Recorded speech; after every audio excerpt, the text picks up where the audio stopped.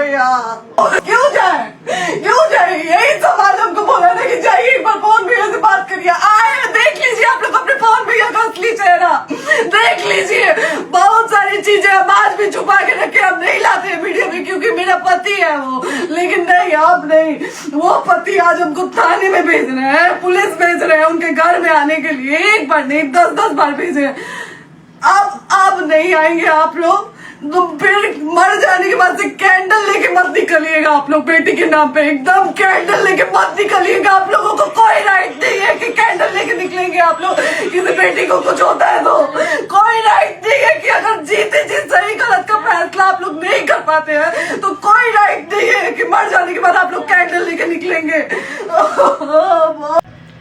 फिलहाल दोस्तों आप लोगों का क्या कहना है कमेंट में जरूर बताइएगा।